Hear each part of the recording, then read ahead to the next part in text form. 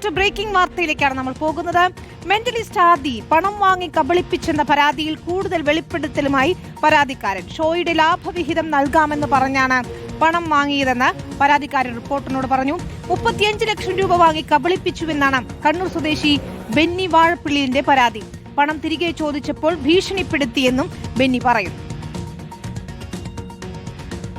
എങ്ങനെ ആ സംസാരത്തിൽ ഞാൻ വീണുപോയി. അപ്പോൾ എന്നോട് പറഞ്ഞൊരു 35 ലക്ഷം രൂപ എനിക്ക് വേണം. 50 ലക്ഷമാണ് ചോദിച്ചത്. 35 ലക്ഷം രൂപയെങ്കിലും എനിക്ക് തരണം. എൻ്റെ അക്കൗണ്ടിൽ നിന്ന് മെൻ്റലിസ്റ്റ് ആദിയുടെ അക്കൗണ്ടിലേക്കാണ് ഞാൻ ഈ പൈസ ട്രാൻസ്ഫർ ചെയ്യുന്നത്. തിരുവനന്തപുരം മുതൽ കാസർഗോഡ് വരെ 10 ഷോ നടത്തി. എൻ്റെ അറിവിൽ ആ 10 ഷോയിൽ ഒരു 90% ഷോസും സോൾഡ് ഔട്ടായിരുന്നു. ഈ പൈസ മേടിക്കുമ്പോൾ എനിക്ക് തന്നൊരു വാക്കെന്ന് പറഞ്ഞു കഴിഞ്ഞാൽ 2026 മുഴുവൻ ഷോസും ഞാൻ മുഖാന്തരം ചെയ്യാമെന്നു, ആ ഡേറ്റ് എനിക്ക് തരാമെന്നു. അതുപോലെ തന്നെ ഈ 10 ഷോയുടെ പ്രോഫിറ്റിലൊരു 1/3 എനിക്ക് തരാമെന്നൊക്കെ ആയിരുന്നു പറഞ്ഞിരുന്നത്. അപ്പോൾ ഈ ഷോസ് കഴിഞ്ഞ് കഴിഞ്ഞപ്പോഴത്തേന് പൈസ തിരിച്ചു വെച്ചപ്പോഴാണ് കാര്യങ്ങൾ ഷോ നഷ്ടമായിരുന്നു. അതുകൊണ്ട് പൈസ തിരിച്ചു തരാൻ പറ്റില്ല എന്നുള്ള രീതിയിൽ ഞാൻ പറഞ്ഞു, ഷോ നഷ്ടമാണെന്നുണ്ടെങ്കിൽ എനിക്ക് വാങ്ങിയ പൈസ തിരിച്ചു തരണ്ടേ. അതെന്ന് പറഞ്ഞത് അങ്ങനെ തരാൻ വേണ്ടി പറ്റത്തില്ല. സജോ ദേവസ്യാണ് ചേരുന്നത്.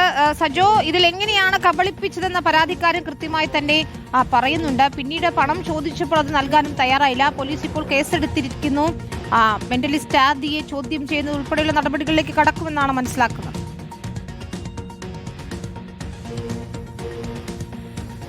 വിനീത, ഈ രംഗത്ത് വളരെ ശ്രദ്ധേയനാണ്. ധാരാളം ഷോകളൊക്കെ നടത്തുന്ന ആളാണ് ആദർശ് എന്ന മെന്റലിസ്റ്റ് ആദി.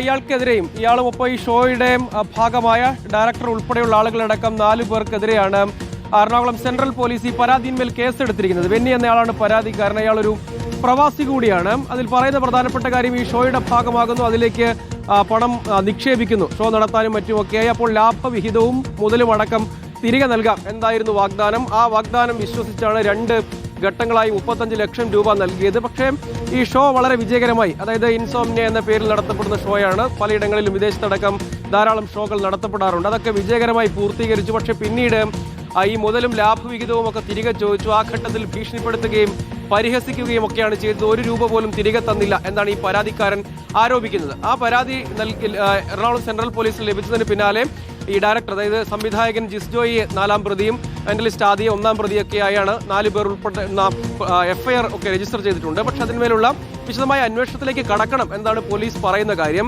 മെന്റലിസ്റ്റ് ആദി വിദേശത്താണുള്ളതെന്നാണ് നമ്മൾ മനസ്സിലാക്കുന്നത്. തിരികെ എത്തിയാൽ ഉടൻ വിളിപ്പിക്കുകയും ചോദ്യം ചെയ്യുകയും ചെയ്യും. എന്താണ് ഇതിൽ യഥാർത്ഥത്തിൽ സംഭവിച്ചത്, ഈ സാമ്പത്തിക ഇടപാടിന് പിന്നിലെ യഥാർത്ഥ വസ്തുത എന്താണ് എന്നടക്കമുള്ള കാര്യങ്ങൾ.